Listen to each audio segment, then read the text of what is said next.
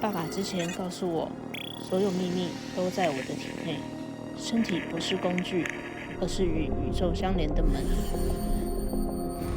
17岁的男孩哲和他的父亲崔振珠博士一起生活在平壤的智人麦特斯园区里，家中有3只分别名为伽利略、康德和笛卡尔的猫。智人麦特斯是一个制造最尖端的人工智慧机器人公司，开发生产军用、医疗、家用型机器人及大量劳动型机器人，而专攻哲学，并以人工智慧的伦理选择取得博士学位的崔振珠，正是园区内的研究员。有一天，哲看到一只死掉的棕耳杯，他感到某种情绪涌上心头，是难过，还是对死亡的恐惧？他不清楚，但出于一种沉重的心情，还是亲手将棕耳杯埋葬。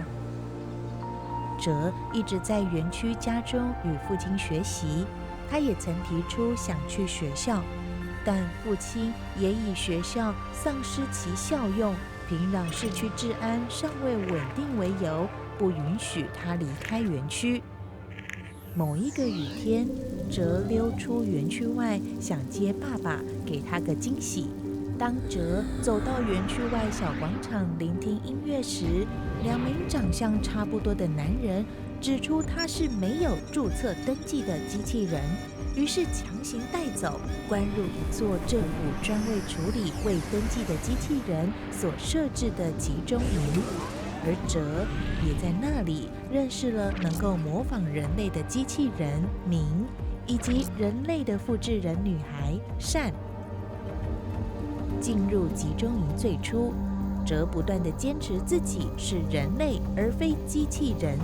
善不断向哲提问，要他证明自己是人类，即使哲提到自己的情绪会跟人类一样波动，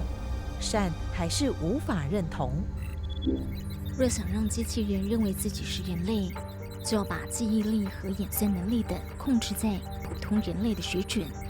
取而代之的是，必须让他们感受到恐惧、后悔和喜悦等的人类情感。但要想做到这一点，就要让机器人知道，无论怎么挣扎，终将有一天会死掉。只有意识到人生不是永恒的，所有感情才会变得迫切。即便哲提出会有吃饭、排泄的需求，可以感受到忧郁、悲伤等情绪，还是令人质疑。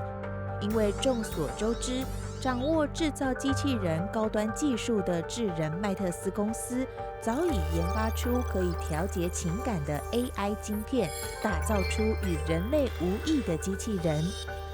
开始产生困惑的哲，直到集中营因内战被摧毁，他与善遇到另一个机器人达摩，透过3维扫描仪揭示出哲与人类的差异，哲才确认自己真的是父亲制造的超真机器人。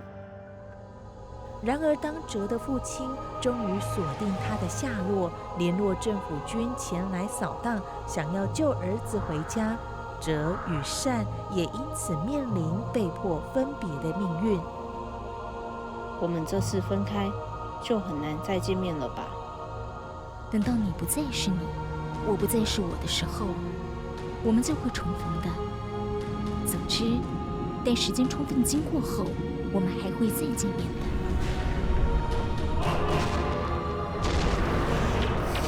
最后被父亲带回的哲，最终会迎来什么样的故事结局呢？告别原本是金英夏2019年受韩国会员制电子书订阅平台之邀所写的故事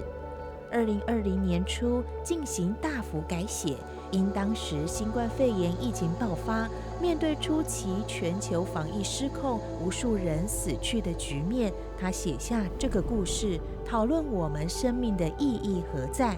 与此同时，在未来 AI 的持续发展世界，人类正往哪里去？人性是否有终结的一日？金英夏在告别书中不断透过对话反复辩证，抛出一个又一个令人玩味的哲思议题：身体和意识是可以分开的吗？只拥有大脑的意识，那是什么样的情景？人和机器人有什么不同？人的宇宙时间与机器人的时间差别在哪里？那在完全没有痛苦的世界中，人类社会会演变成什么模样？生而为人究竟是什么意思？而你是什么？又想成为什么样的你呢？